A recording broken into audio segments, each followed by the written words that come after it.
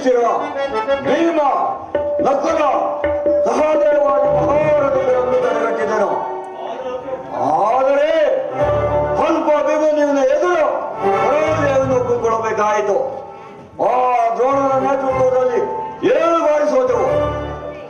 ಅಭಿಮನ್ಯು ಈ ಸಾರಿ ಮಾತ್ರ ನಿನ್ನನ್ನು ಉಳಿಸುವುದಿಲ್ಲ. ಇದು ಈ ಸೈನ್ಯವನ ಕೊನೆಯ ಪ್ರಯತ್ನ. ನಮ್ಮಿಬ್ಬರಲ್ಲೊಬ್ಬರು ಆಗಲೇಬೇಕು.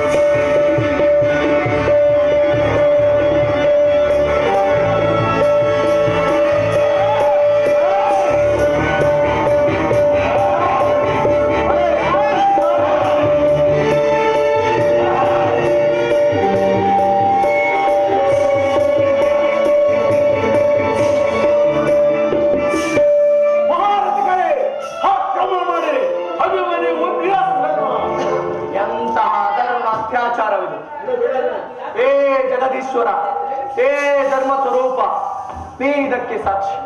ಕೌರವನ ಅನ್ನದಿಂದ ಪರಿಪ್ರಷ್ಟರಾದ ಕಾಪುರುಷರೇ, ನನ್ನ ರಥವು ಭಂಗವಾಯಿತು, ಧನಸ್ಸು ಮುರಿಯಿತು, ಬತ್ತಣಿಕೆಯು ಮುರಿದಾಯಿತು. ಈ ಅಲ್ಪ ಚಕ್ರದ ಹೊರತಾಗಿ ಕೈಯಲ್ಲಿ ಮತ್ತಾವ ಆಯುಧವೂ ಇಲ್ಲ. ಆದರೂ ಅಂಜುವುದಿಲ್ಲ. ಬನ್ನಿ ಬನ್ನಿ, ಒಬ್ಬೊಬ್ಬರಾಗಿ ಬನ್ನಿ.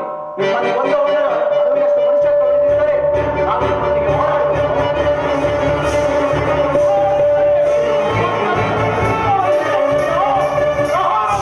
ಆಗಾಗಲೇ ಇದರ ಮೈನನ್ನು ನಿಮಗೆ ತೋರಿಸುವೆನು.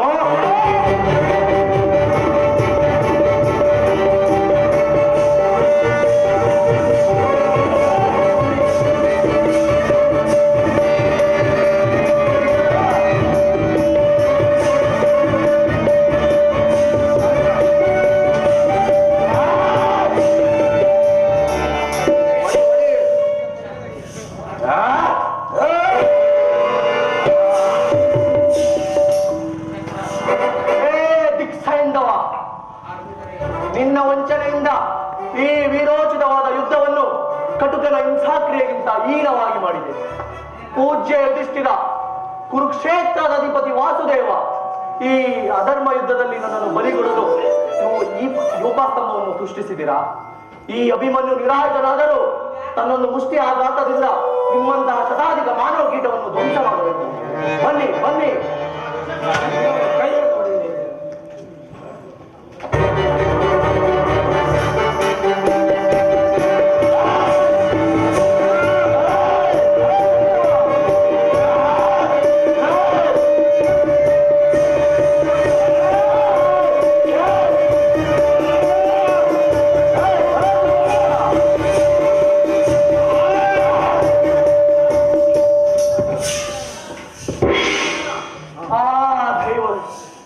ನೀನು ನನ್ನಲ್ಲಿ ಪರಮೋಕನಾದೆಯ. ಓ ಈಶ್ವರ, ಹೇ ಆಚಾರ್ಯ, ನಿನ್ನ ಸೈನಾಧಿಪತ್ಯದಲ್ಲಿ ಇಂಥ ಅನರ್ಥವಾಯಿತೆ. ಕ್ಷತ್ರಿಯೋಚಿತವಾದ ಅಶ್ವತ್ಥಾರಗಳಿಂದ ವಂಚಿತನಾಗಿ ಈ ಅಧರ್ಮ ಯುದ್ಧದಲ್ಲಿ ಪರಾಜಯ ಹೊಂದಿ ಪ್ರಾಣ ತ್ಯಾಗ ಮಾಡುವ ಆ ಮಾತೆ, ಆ ದೈವವೇ, ಆ ಈಶ್ವರ.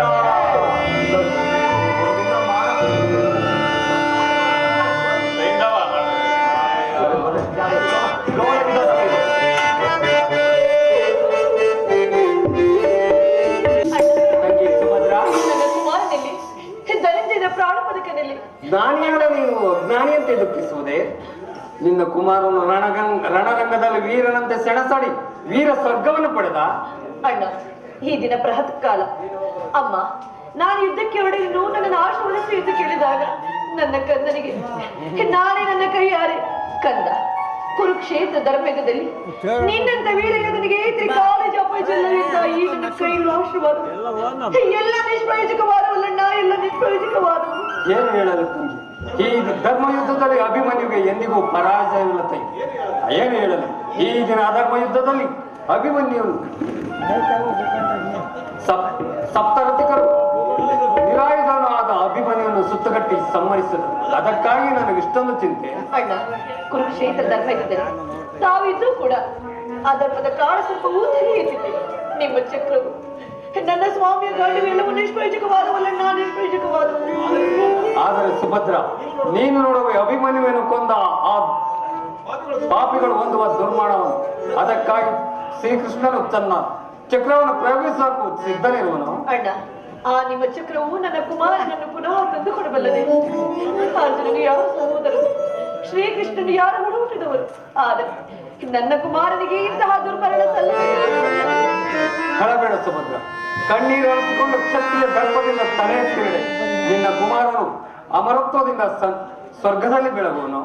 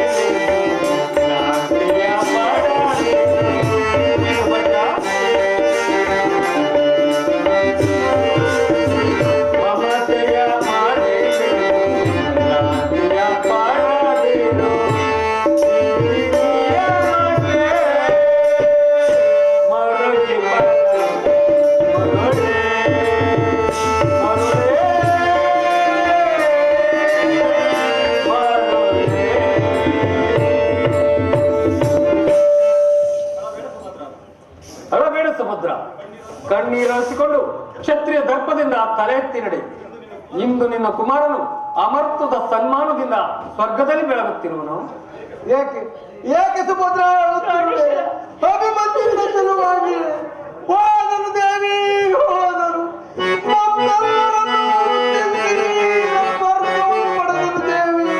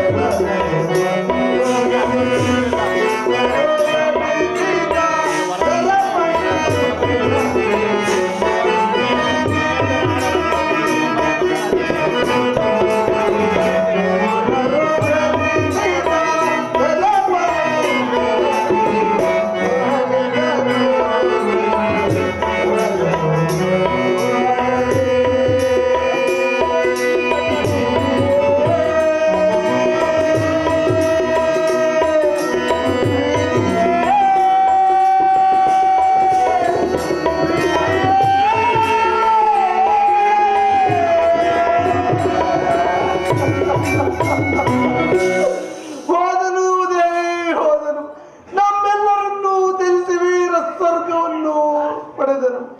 ಪ್ರಾಣೇಶ್ವರ, ನಮ್ಮ ಕುಮಾರನು ನಮ್ಮನ್ನು ತೊರೆದು ಹೊರಟು ಸ್ವಾಮಿ. ಬಾ ಪ್ರಾಣೇಶ್ವರಿ, ನಿನ್ನೊಡನೆ ಸೇರಿ ನಾನು ಕೂಡ ನಮ್ಮೀ ರೋಗದ ಆಹಾಕಾರದಿಂದ ಈ ದೃಷ್ಟಿಯನ್ನು ಉದ್ಧರಿಸುವಂತೆ ಮಾಡೋಣ. ಹೇ ಪರಮೇಶ್ವರ, ನನ್ನ ಯಾವ ಪಾಪಕ್ಕಾಗಿ ನನ್ನ ವಯಸ್ಸು ಸೈತವನಿಗೆ ಇಂತಹ ವರವನ್ನು ಕೊಟ್ಟೆ. ಅರ್ಜುನ, ನೀನು ಆದರ್ಶ ಮಾನವ, ನಿನ್ನ ಈ ದೌರ್ಬಲ್ಯವು ಶೋಭಿಸದು. ವಾಸುದೇವ, ಮಾನವನ ಇಷ್ಟೊಂದು ದುಃಖವನ್ನು ಸಹಿಸುವುದು ಹೇಗೆ ಸಾಧ್ಯ ವಾಸುದೇವ, ಹೇಗೆ ಸಾಧ್ಯ? ಕಣ್ಣುಗಳನ್ನು ಮರುಭೂಮಿಯಂತೆ ನಿರ್ಜನವಾಗಿ ಮಾಡಿಟ್ಟುಕೊಂಡು ಹೃದಯದಲ್ಲಿ ಹಿಮರಾಶಿಯನ್ನು ಅಗಿಟ್ಟರೂ ಕೂಡ ಅದು ಒಂದೊಂದು ಸ್ಫುಟಾವೇಗದಿಂದ ತನ್ನ ದುಃಖವನ್ನು ಪ್ರಕಟಿಸುತ್ತಿರುವುದು. ನೋಡು ನೋಡು ಆ ದುಃಖದತ್ತ ಮೂರ್ತಿಮಂತ ಸ್ವರೂಪವನ್ನು. ಅನಿಮಿತ್ತ ದೃಷ್ಟಿಯಿಂದ ದಗ್ಧ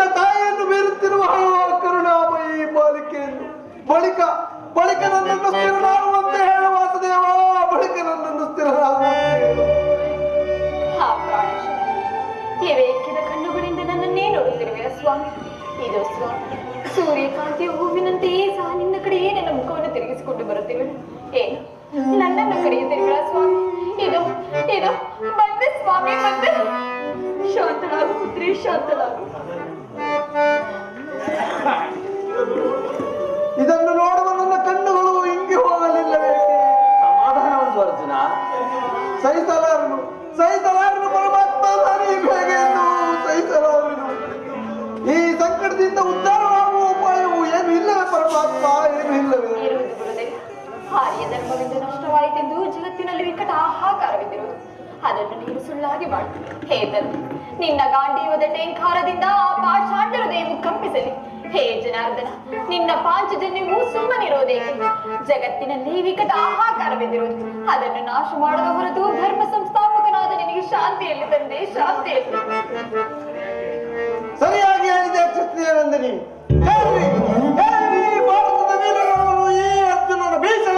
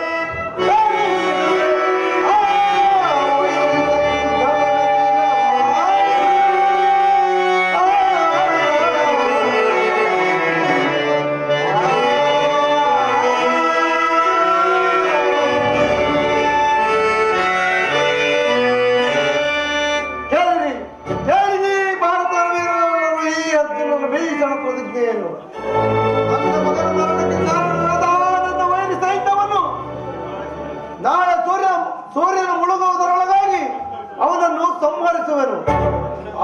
ಅವನ ರಕ್ಷಣೆಗಾಗಿ ಯಕ್ಷ ರಾಕ್ಷಸರಾದಿಯಾಗಿ ಅಡ್ಡ ಬಂದರೂ ಸರಿ, ಇಂದ್ರನು ವಜ್ರಾಯುಧವನ್ನು ಅಡ್ಡ ಬಂದರೂ ಸರಿ, ಸ್ವಯಂ ಪಾರ್ವತಿ ಪರಮೇಶ್ವರರು ಶೂಲಪಾಣಿಯಾಗಿ ಬಂದರೂ ನಿಂತಿರುವ ಸರಿ, ಈ ಅರ್ಜುನನು ತನ್ನ ಶಪಥದಿಂದ ವಿಚಲಿತನಾಗುವುದಿಲ್ಲ. ಒಂದು ವೇಳೆ ಆ ನನ್ನ ವೈರಿ ಸೈನ್ಯವನ್ನು ಚತುರ್ದಶ ಭುವನಗಳಲ್ಲಿ ಸ್ವರ್ಗ ವರ್ಗ ಪಾತಾಳಗಳಲ್ಲಿ ಎಲ್ಲಾಗಿದ್ದರೂ ಕೂಡ ಅವನನ್ನು ಎಳೆದು ತಂದು ನನ್ನ ರಣದಾಳವನ್ನು ಶಾಂತಿಗೊಳ್ಳುವೆನು. ಒಂದು ವೇಳೆ ಆ ವೈರಿ ಸೈನ್ಯವನ್ನು ಜೀವಿಸಿದ್ದು ಸೂರ್ಯನು ಅಸ್ತಂಗತನಾದರೆ ನಾನಾಗ ಪ್ರಜ್ವಲಿತ ಪಿತಾಮಹಿಯಲ್ಲಿ ನಮ್ಮ ಕುಲದೈವನಾದ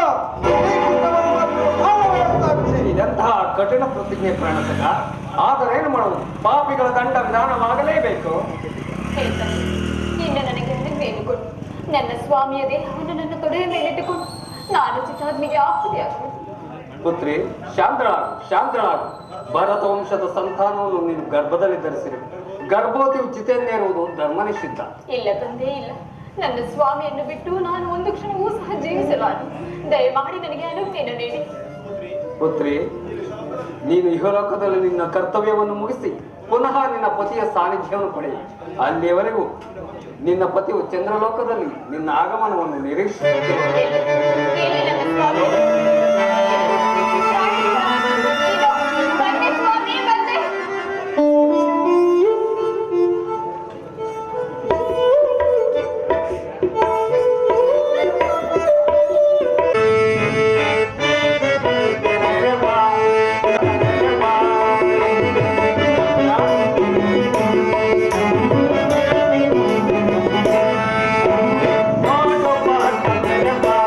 Karna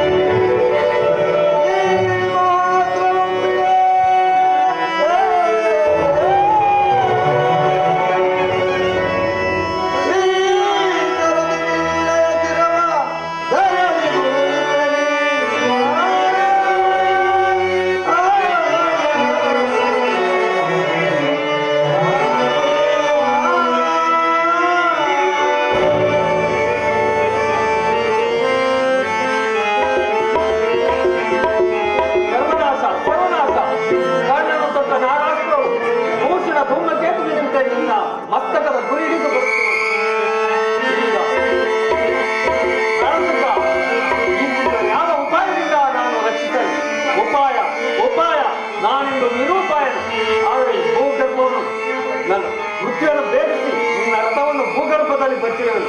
ಬಂದಿತು ಬಂದಿತು, ತಗ್ಗಿಸು ಪಾರ್ಥ, ತಗ್ಗಿಸು.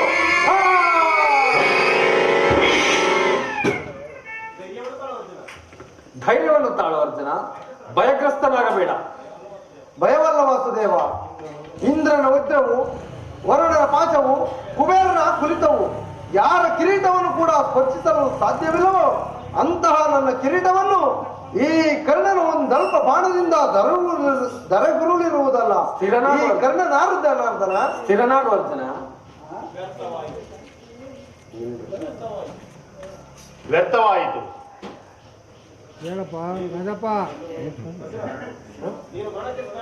ನೀನು ಮರಣಕ್ಕೆ ಸಿದ್ಧನಾಗು ಕರ್ಣ. ನಿನ್ನ ಸಮಯವು ಬಂದೊದಗಿರುವುದು. ನೀನು ಕ್ಷತ್ರಿಯನು, ಆದರೆ ರಣಭೂಮಿಯಲ್ಲಿ ಸಾಮಾನ್ಯ ಮನುಷ್ಯನಂತೆ ಸಾಯುವೆ. ಇದು ಬ್ರಾಹ್ಮಣನ ಶಾಪ.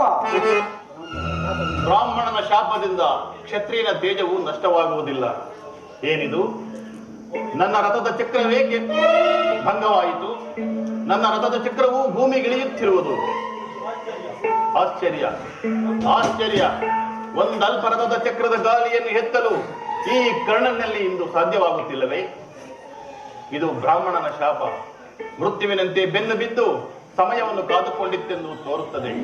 ಮಾತೆ ವಸುಂಧರೆ, ಕರ್ಣನು ತನ್ನ ಬಾಹುಗಳಿಂದ ಉದ್ಧಾರವಾಗುವನೆಂದು ನನ್ನ ರಥವನ್ನು ನಿನ್ನ ಗರ್ಭದಲ್ಲಿ ಸೇರಿಸಿಕೊಂಡೆಯಾ? ಮಾತೆ ವಸುಂಧರೆ, ನಿನ್ನಲ್ಲಿಯೂ ಇಂತಹ ಸ್ವಾರ್ಥವೇ? ನಿನ್ನಲ್ಲಿಯೂ ಇಂತಹ ಹಿಂಸೆ? ಬಿಡುತಾಯಿ, ಬಿಡುತಾಯಿ, ಈ ಸಾರಿಗೆ ಬಿಡು.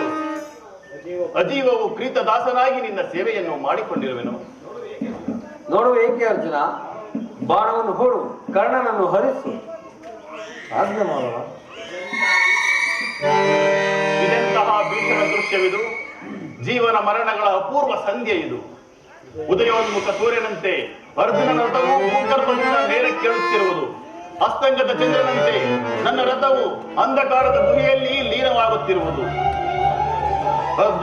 ಇದು ಅರ್ಜುನನ ಉತ್ತಾರ, ಕರ್ಣನ ಪತನ. ನಾವಿಬ್ಬರು ಸಹೋದರರು. ತೂಗು ಅಲೆಗೆಯ ಆಟದಂತೆ ಅರ್ಜುನನೊಂದು ಕಡೆ, ನಾನೊಂದು ಕಡೆ. ಮೇಲೆ ಕೇಳುತ್ತಿರುವೆವು, ಕೆಲ ಕಿಳಿಯುತ್ತಿರುವೆವು. ಇದು ಬ್ರಾಹ್ಮಣನ ಶಾಪವಲ್ಲ, ಇದು ಬ್ರಾಹ್ಮಣನ ಶಾಪ. ಜೀವನ ಮರಣದ ಸತ್ಯ. ಕಾಲಚಕ್ರದ ಅತೀವ ಸ್ಥಿರಪರಿಚಿತ ಆವರ್ತ. ಮಾತೆ ಕುಂತಿ, ನೀನು ಜಗಜ್ಜನನಿಯಾದ ಮಹಾಕಾಳಿಯ ರೂಪವನ್ನು ಧರಿಸಿಕೊಂಡಿರುವೆ. ನನಗೆ ಜನ್ಮ ಕೊಟ್ಟ ನಿನ್ನ ಉದರದಲ್ಲಿ ನನ್ನ ಸಾಮರ್ಥ್ಯ ಎಂಬುದನ್ನು ಈ ದಿನ ತಿಳಿತೆನು. ಧನ್ಯೋಸ್ಮಿ ಮಾತಾ, ಧನ್ಯೋಸ್ಮಿ. ಕೃಷ್ಣ ಜನಾರ್ದನ ವಾಸುದೇವ, ನನ್ನ ಅಂತಿಮ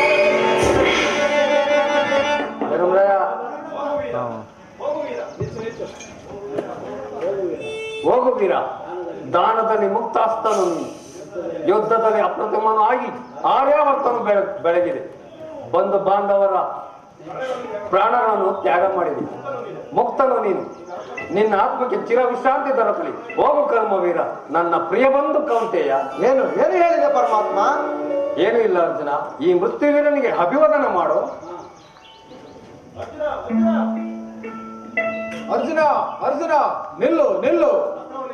ಅಸ್ತ್ರವನ್ನು ಎತ್ತಬೇಡ. ಕರ್ಣನ ಮೇಲೆ ಅಸ್ತ್ರವನ್ನು ಎತ್ತಬೇಡ. ಕರ್ಣನು ನಮ್ಮ ಪ್ರಥಮ ಪಾಂಡವನು, ನಮ್ಮೆಲ್ಲರ ಜ್ಯೇಷ್ಠ ಸಹೋದರನು. ಓ, ಮುಗಿಯಿತು, ಮುಗಿಯಿತು. ಇಂಥ ಹತ್ಯವನ್ನು ಹೇಗೆ ಮಾಡಿಸಿದೆವು ದೇವ?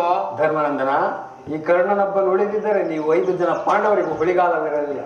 ಅದಕ್ಕಾಗಿ ಅವನನ್ನು ಸಂಹರಿಸಬೇಕಾಯಿತು. ಕರ್ಣನು ದಾನಶೂರ ಕರ್ಣನೆಂದು ಪ್ರಖ್ಯಾತಿ ಪಡೆದು ಆರ್ಯಾವರ್ತವನ್ನು ಬೆಳವನು. ಚಿಂತಿಸಬೇಡ, ನಡೆ ಧರ್ಮನಂದನ.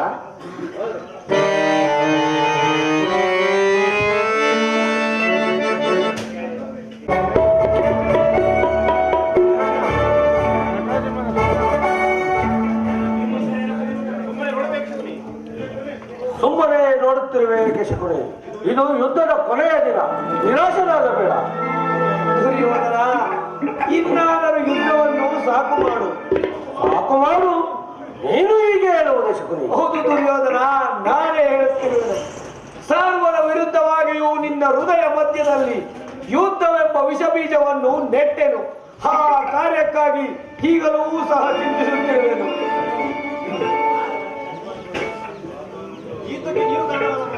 ಈ ಯುದ್ಧ ನೀನು ಕಾರಣನಲ್ಲ ಮಾವ. ಯುದ್ಧವು ರಾಜ್ಯವು ವೀರರ ಸಂಪತ್ತು. ಕುರುಪಾಂಡವರ ರಾಜ್ಯ ಲೋಭದಿಂದ ಈ ಯುದ್ಧವು ಸಂಘಟಿತವಾಯಿತು. ಇದನ್ನು ಸ್ವಯಂ ನಾನೇ ಪ್ರತಿಷ್ಠಾಪಿಸಿದನು. ನೀನಿಲ್ಲ ಪಕ್ಷದಲ್ಲಿ ಅರಗಿನ ಮನೆಯ ಪ್ರಕರಣವು ನಡೆಯುತ್ತಿರಲಿಲ್ಲ. ಕಪಟ ಯುದ್ಧಕ್ಕೆ ಎಣೆಯೇ ಇರಲಿಲ್ಲ.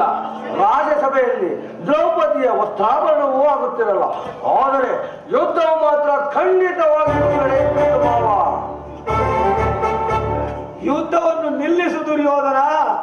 ನಿನ್ನ ಕೈ ಹಿಡಿದು ಬೇಡವೇನು? ನಾನು ನಿನ್ನ ನಿನ್ನ 100 ಜನ ಸಹೋದರರನ್ನು ನಿರಾಹಾರದಿಂದ ಕೊಂದು ನನಗೆ ಏನು ದೈಶ್ಯ ಆಗುವೆಯಾ? ಈಗ ಮಾತುಗಳೇಕೆ ದುರ್ಯೋಧನ? ಆದರೂ ನಿನ್ನನ್ನು ನಾನು ಸಮೀಪದಲ್ಲೇ ಇಟ್ಟುಕೊಂಡೆ. ಹೆಜ್ಜೆ ಹೆಜ್ಜೆಗೂ ನರಕ ಹಾದಿಯಲ್ಲೇ ತೋರುವೆಂದು ತಿಳಿದಿದ್ದರೂ ನಿನ್ನನ್ನು ನಾನು ಪ್ರಿಯ ಬಂಧುವೆಂದು ಆನಂದಿಸಿದೆ. ನಿನ್ನ ಕೂಟತಂತ್ರಗಳಿಗೆ ಎದರಲಿಲ್ಲ. ಇದರ ಕಾರಣವು ಗೊತ್ತೇಶಕನು. ನೀನೊಬ್ಬ ತುಚ್ಛ, ನಯವಂಚಕಿ, ವೇದ್ಯವಾದಿ, ಕ್ಷುದ್ರದೀವಿ ಎಂದು ನಿನ್ನನ್ನು ನಿರ್ಲಕ್ಷಿಸಿದನಷ್ಟೇ. ಸ್ಥಿರನಾಗು ದುರ್ಯೋಧನ. ಹಾಗೆ ಓದುವುದನ್ನು ಚಿಂತಿಸಿ ಫಲವೇನು? ಈಗ ನೀನು ಪಾಂಡವರ ಕ್ಷಮೆಯನ್ನು ಕೇಳು. ಅವರು ಸಂತುಷ್ಟರಾಗಿ ನಿನ್ನ ರಾಜ್ಯವನ್ನು ನಿನಗೇ ಕೊಡುವರು. ಏಕೆ? ಗುರು ಹತ್ಯೆಯನ್ನು ನೋಡಿದ್ದಾಯಿತು. ನನ್ನ ಸಹೋದರರು, ನನ್ನ ಪುತ್ರರು ಯುದ್ಧರಂಗದಲ್ಲಿ ಒಬ್ಬೊಬ್ಬರಾಗಿಯೇ ಹತರಾದರು. ಇನ್ನೂ ನಿನ್ನ ಜ್ವಾಲ ತೀರಲಿಲ್ಲವೇ ಶಕುನಿ? ಈಗ ಮತ್ತಾವ ಹೊಸತಂತ್ರವನ್ನು ಹೂಡಿರುವೆ. ದುರ್ಯೋಧನನ ಸ್ಥಿರ ಲಕ್ಷ್ಯವು ನಿನ್ನಂತಹ ಲಕ್ಷ ಶಕುನಿಗಳ ಗೂಢತಂತ್ರದಿಂದ ಪರಾಜಿತವಾಗಿ ಸ್ವರ್ಗದ ಮಾರ್ಗವನ್ನೇ ಹಿಡಿಯಬಲ್ಲವು. ಶಕುನಿ, ಪಾಂಡವರ ಪದತಲಕದಲ್ಲಿ ನನ್ನ ನತಮಸ್ತಕವನ್ನು ನೋಡಬೇಕೆಂದು ಸಂಕಲ್ಪಿಸಿರುವೆ ಅಲ್ಲವೇ? ಹೋಗು, ಶತ್ರು ಪಕ್ಷವನ್ನೇ ಸೇರು. ಈ ದುರ್ಯೋಧನನ ಪ್ರಸಿದ್ಧ ಧ್ವಂಸವನ್ನು ನೋಡಿ ಶತ್ರು ಹೃದಯವು ಕಂಪಿಸಲಿ. ಇಲ್ಲವೇ ಮಿತ್ರನಂತೆ ನನ್ನ ಸಂಗಡವ ಜೀವನ ಚರ್ಮ ಸ್ಪಂದನದಿಂದ ಆ ಶತ್ರು ಹೃದಯಗಳನ್ನು ಕಂಪಿಸುವುದನ್ನು ನೋಡುವೆ.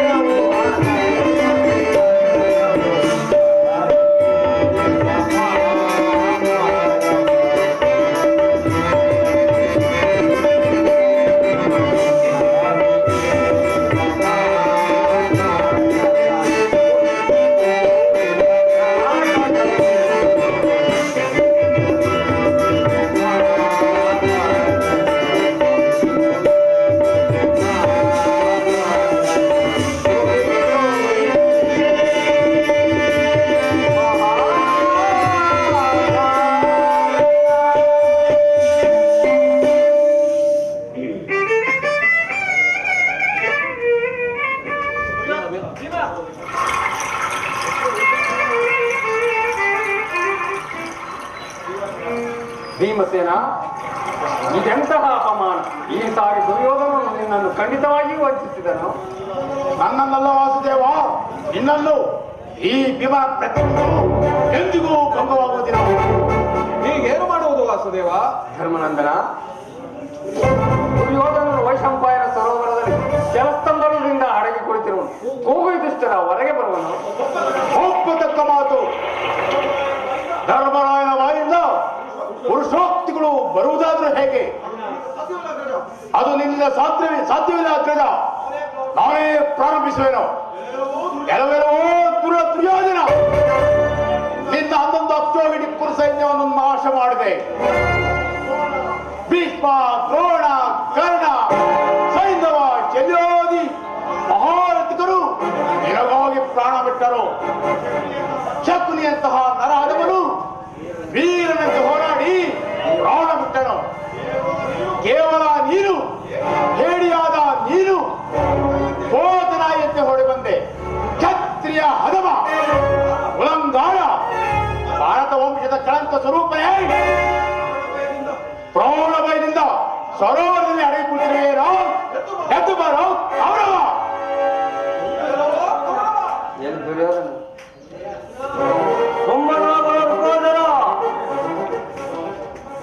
ವಿರಾಟನ ಅಡಿಗೆ ಮನೆಯ ಪಟ್ಟಂಗಿ ವೀರನ ಹೃದಯವನ್ನು ನೀನೇನು ಬಲ್ಲೆಯೋ? ಯುಧಿಷ್ಠಿರ, ನಾನು ಪ್ರಾಣ ಭಯದಿಂದ ಸರೋವರದಲ್ಲಿ ಅಡಗಿ ಕುಳಿತಿಲ್ಲ. ಸಮರ್ಥ ವಿಕ್ರಮದಿಂದ ಕಾದಾಡುವ ಮೊದಲು ಕ್ಷಣಕಾಲ ವಿಶ್ರಾಂತಿಯನ್ನು ಬಯಸಿದನಷ್ಟೇ. ಉತ್ತಮ ಉತ್ತಮ ದುರ್ಯೋಧನ. ಧರ್ಮರಾಜ, ದುರ್ಯೋಧನನ 11 ಅಕ್ಷೋಹಿಣಿ ಸೈನ್ಯದಲ್ಲಿ ಈಗ ಉಳಿದಿರುವುದು ನಾನು ಮತ್ತು ಈ ಪಾಂಡವ ವೀರರೇ. ನಿಮ್ಮನ್ನು ಗದಾಯುದ್ಧಕ್ಕೆ ಆಹ್ವಾನಿಸುವುದು ನಾನು. ಒಬ್ಬೊಬ್ಬರಾಗಿ ಬಂದರೂ ಸರಿಯೇ, ಎಲ್ಲರೂ ಒಟ್ಟಾಗಿ ಬಂದರೂ ಸರಿಯೇ. ನಾನು ನಿಮ್ಮೆಲ್ಲರ ಜೊತೆ ಹೋರಾಡುವುದು. ಸಾಮರ್ಥ್ಯವುಳ್ಳವರು ನನ್ನ ಎದುರಿಗೆ ಬನ್ನಿ. ಭೀಮಸೇನ, ಇದು ನಿನ್ನ ಯುದ್ಧದ ಆಹ್ವಾನ. ದುರ್ಯೋಧನನಿಗೆ ಹೇಗೆಂದು ಉತ್ತರ ಕೊಡವೆ? ಅದನ್ನು ಕೇಳುವ ಅಗತ್ಯವಿಲ್ಲ ವಾಸುದೇವ. ನಾನಿಷ್ಟೋ ದಿನವೂ ಈ ಶುಭ ಮುಹೂರ್ತಕ್ಕಾಗಿ ಕಾದಿದ್ದೇನೋ. ಎಂತಹ ಸಮಯವನ್ನು ಬಿಡುವುದು ಉಂಟೆ? ಕೃಷ್ಣ, ನೀನು ಯಾರ ಪಕ್ಷವನ್ನು ವಹಿಸುವೆಯೋ ಅವರಿಗೆ ಜಯವೆಂದು ನಾನು ಬಲ್ಲೆನು. ಭವಿಷ್ಯ ಭಾರತದ ವೀರ ಹೃದಯದಲ್ಲಿ ಈ ದುರ್ಯೋಧನನ ಹೆಸರನ್ನು ಸಾಹಸ ಮತ್ತು ಮಾನದ ದುಮ್ದುಮೆಯಂತೆ ಮುಳುಗಿಸಬೇಕೆಂದು ನಾನು ಬಯಸಿದೆನು. ನಿನ್ನ ಇಚ್ಛೆ ಪೂರ್ಣವಾಗುವುದು ವೀರವರ. ಯಾವಾಗ ಬಂದೆ ಅಣ್ಣ? ಕುಶಲವೇ? ನಿನ್ನ ಯಾತ್ರೆಯು ಪೂರ್ತಿ ಆಯಿತೆ? ಬಲರಾಮ ದೇವರಿಗೆ ಯುಧಿಷ್ಠಿರನ ಪ್ರಣಾಮಗಳು. ನಿನಗೆ ಮಂಗಳವಾಗಲಿ ಧರ್ಮನಂದನ. ಗುರುದೇವ, ಇದೋ ನನ್ನ ವಂದನೆಗಳು. ಇಷ್ಟು ದಿನಗಳ ಮೇಲೆ ನೀವು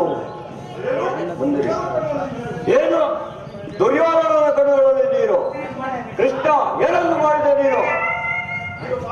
ನೀನು ಪಾಂಡವರ ಪಕ್ಷವನ್ನು ವಹಿಸಿ ಸುದರ್ಶನವನ್ನು ಹಿಡಿದು ನೀನು ನಾನು ಈ ಹರಾಜವನ್ನು ಧರಿಸಿ ದುರ್ಯೋಧನನ ಭಾಷೆಯಲ್ಲಿ ನೀಡುವನು. ಆಗ ನೀನು ನೋಡಿದೆ ಈ ಭಾರತದ ಇದ್ದು ಮತ್ತೊಂದು ರೂಪವನ್ನು ತಳುವುದನ್ನು. ಈ ವ್ಯಕ್ತ ಕೋಪಬೇಕಣ್ಣ? ಅದಲ್ಲ ಸರ್ ಅಣ್ಣ, ಪಾಂಡವರು ಯಾವಾಗಲೂ ಯುದ್ಧವನ್ನು ಅಪೇಕ್ಷಿಸಿದವರಲ್ಲ. ಅದನ್ನು ನೀನು ಚೆನ್ನಾಗಿ ಬಲ್ಲೆ. ದುರ್ಯೋಧನನ ಸಹಸ್ರ ಅತ್ಯಾಚಾರಗಳನ್ನು ಸಹಿಸಿ ಅವರು ತಮ್ಮ ಧರ್ಮವನ್ನು ರಕ್ಷಿಸಿಕೊಂಡಿರುವರು. 5 ವಾಸಕ್ಕಾಗಿ 5 ಗ್ರಾಮಗಳನ್ನು ಸದ್ದಿಗಾಗಿ ನಾನೇ ಹಸ್ತಿನಾವತಿಗೆ ಹೋಗಿದ್ದೇನೆ. ಸಂಧಿಗೊಪ್ಪದಿದ್ದರೆ ಹೋಗಲಿ. ದುರ್ಯೋಧನ ರಾಜಧರ್ಮವನ್ನೇ ಮರೆತು ನನ್ನನ್ನು ಸೆರೆ ಹಿಡಿಯಲು ಪ್ರಯತ್ನಿಸಿದರು. ಏನು ಹೇಳುವುದು? ಈಗಲೂ ಕುರುಪಾಂಡ ನೀನು ಸಂಧಾನ ಮಾಡು. ಕುರುಪಾಂಡವರಲ್ಲಿ ಶಾಂತಿಯನ್ನು ಸ್ಥಾಪಿಸೋಣ. ಏನು ಹೇಳಿದೆ ದುರ್ಯೋಧನ? ಗುರುದೇವ, ನನ್ನ ಕಣ್ಣುಗಳಲ್ಲಿ ಒಂದು ತೊಟ್ಟು ಹನಿ ನೀರನ್ನು ನೋಡಿ ಇಷ್ಟೊಂದು ಕಾತರರಾದಯ? ನಾನು ದುಃಖದಿಂದ ನಿರಾಶನಾಗಿ ಅಳುತ್ತಿಲ್ಲ ಆಚಾರ್ಯ. ನನ್ನ ಅಪೂರ್ವ ಉದ್ಯಮವನ್ನು, ವಿರಾಟ ಆಂದೋಲನವನ್ನು ನಿನಗೆ ತೋರಿಸಲಾಗದೆ ಹೋದನಲ್ಲ ಎಂದು ದುಃಖಿಸುತ್ತಿರುವೆ. ಏಕೆಂದರೆ ನೀನು ನನ್ನ ಗುರು ಋಗಾದರ. ಕೌರವ ಸಾಮರ್ಥ್ಯವಿದ್ದರೆ ನನ್ನೊಡನೆ ಯುದ್ಧ ಮಾಡು. ಹೊರದ ವಸ್ತು ಚೂರ್ಣವಾಗಿ ಹೋಗಲಿ. ಕೃಷ್ಣ, ನಾನು ತಪ್ಪಾಗಿ ತಿಳಿದಿದ್ದೇನೆ, ಕ್ಷಮಿಸು. ನಿನ್ನ ಕರ್ತವ್ಯವನ್ನು ನೀನು ಮಾಡು. ನಾನಿನ್ನು ದೊರಕಿಗೆ ಹೋಗುವುದು.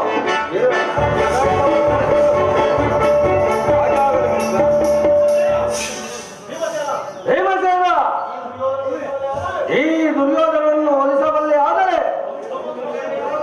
ಸಮುದ್ರ ಪರಿವೇಷ್ಟಿತವಾದ ಸಕಲ ಸಂಪದವು ನಿನ್ನದಾಗುವುದು. ಈ ಭೀಮನನ್ನು ಓದಿಸಬಲ್ಲೆ ಆದರೆ ಅತ್ಯಂತವಾದ ಕೀರ್ತಿಯನ್ನು ಪಡೆಯುವೆ. ಯುದ್ಧ ಮಾಡುವುದನ್ನೊಡನೆ ಯುದ್ಧ ಮಾಡು.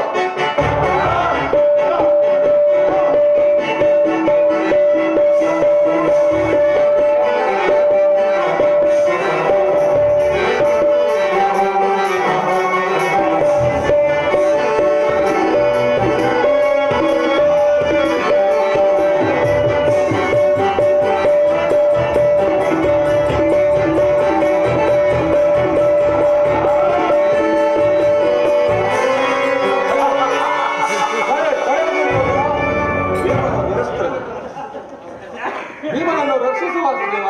ಸ್ವಲ್ಪ ಹೊತ್ತು ಸುಮ್ಮನಿರು ಧರ್ಮನಂದನ. ಕ್ಷಣಕಾಲ ವಿಶ್ರಾಂತಿಯೊಂದು ಹೊಟ್ಟೆವಾದ ಭೀಮ ವಿಶ್ರಾಂತಿ ಆಗತ್ತಿಲ್ಲ.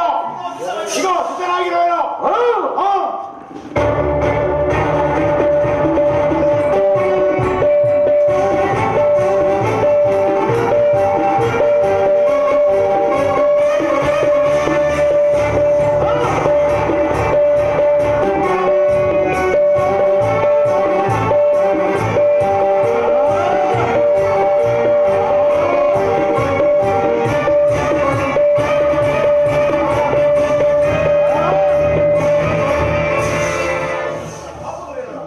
ಬಾಪು ದುರ್ಯೋಧನ, ಬಾಪು. ನಿರಾಶನಾಗಬೇಡ ಭೀಮಸೇನ, ಶೌರ್ಯದಿಂದ ಕಾಳಗ ಮಾಡು.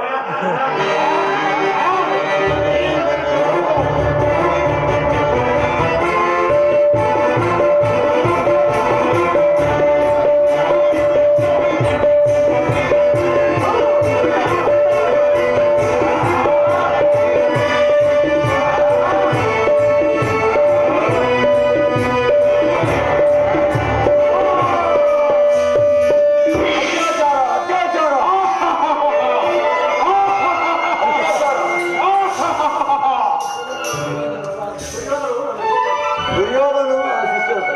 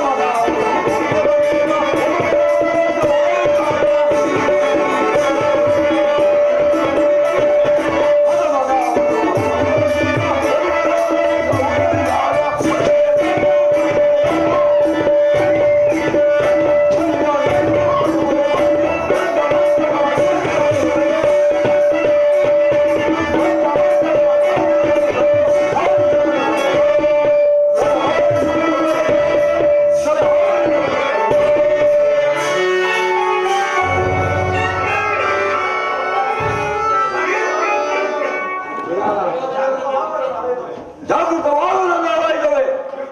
ಕೃಷ್ಣ, ನಿನ್ನ ಸಮ್ಮುಖದಲ್ಲಿ ಭೀಮನನ್ನು ಈಗಲೇ ಕೊಲೆ ಮಾಡುವುದು. ವ್ಯರ್ಥಕೋಪಬೇಕಣ್ಣ. ಏಕವಸ್ತ್ರಧಾರಿಣಿಯಾದ ದ್ರೌಪದಿಯನ್ನು ತುಂಬಿದ ರಾಜಸಭೆಯಲ್ಲಿ ಅವಮಾನಗೊಳಿಸಿ ದುರ್ಯೋಧನ ತೊಡೆ ಕೊಟ್ಟಿದಾಗ ಭೀಮಸೇನನು ಆ ತೊಡೆಯನ್ನು ಮುರಿಯುವುದಾಗಿ ಪ್ರತಿಜ್ಞೆ ಮಾಡಿದನು. ಇಂದು ಕ್ಷತ್ರಿಯ ವೀರನಂತೆ ಇಂದು ಆ ಕಾರ್ಯವನ್ನು ನೆರವೇರಿಸಿದ. ಇದಕ್ಕಾಗಿ ನೀನು ಕೋಪಿಸುವುದು ಉಚಿತವಲ್ಲವಣ್ಣ. ಪಾಪಕ್ಕೆ ತಕ್ಕ ಪ್ರಾಯಶ್ಚಿತ್ತವಾಯಿತು. ಏನೇ ಆದರೂ ಈ ಅಧರ್ಮವು, ಈ ಅತ್ಯಾಚಾರವು ಕೃಷ್ಣ ನಿನ್ನ ಜೀವನದ ಕಳಂಕವಾಗಿ ಉಳಿಯುವುದು. ನಿನ್ನ ನನಗೆ ಇಲ್ಲಿ ಒಂದು ಕ್ಷಣವೂ ನಿಲ್ಲುವ ಇಚ್ಛೆ ಇಲ್ಲ. ಗುರುದೇವ ಇವನೆಂದು ತೆಗೆದು ದುರ್ಯೋಧನ, ಗುರುದೇವ ದುರ್ಯೋಧನ, ಗುರುದೇವ, ನನ್ನ ಪ್ರಿಯ ಶಿಷ್ಯ, ಧನ್ಯನು ನೀನು. ವೀರ ಸ್ವರ್ಗವನ್ನು ಹೊಂದಿ ಧನ್ಯನು.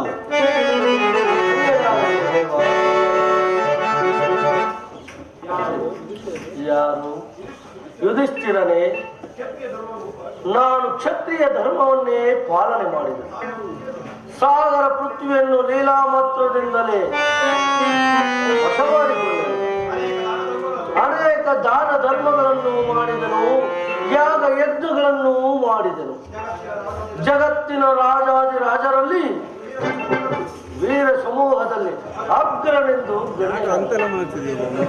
ಮುಂದೆ ನನ್ನ ವಿಯೋಗದ ನಂತರ ವಿಧವೆಯಾದ ಈ ಭೂಮಿಯನ್ನು ತೆಗೆದುಕೊಂಡು ನೀನು ರಾಜ್ಯವನ್ನು ಆಳುವುದಿಷ್ಟ.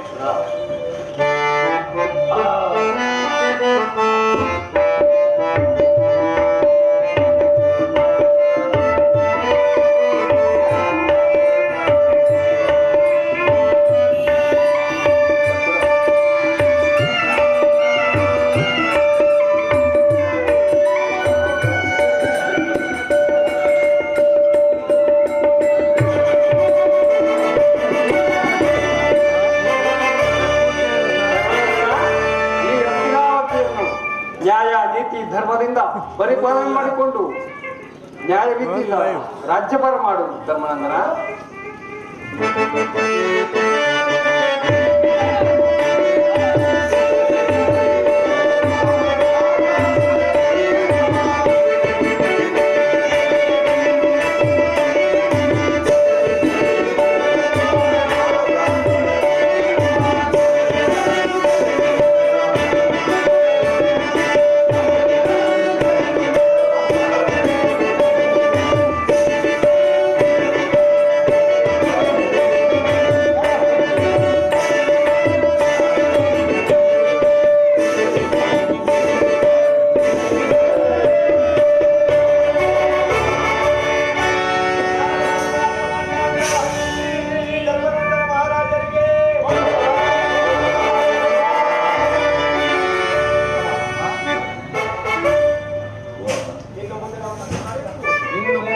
ಸಕಲ ಕಾರ್ಯಗಳಿಗೂ ನಿನ್ನ ಕೃಪಾಕಟಾಕ್ಷಗಳನ್ನು ತೋರಿ ಧರ್ಮದ ವಿಧಾನವನ್ನು ನಡೆಸು ಪರಮಾತ್ಮ. ಆಗಲಿ ಧರ್ಮನಂದನ, ನಿನ್ನಿಷ್ಟದಂತೆ ಆಗಲಿ. ಅಲ್ಲ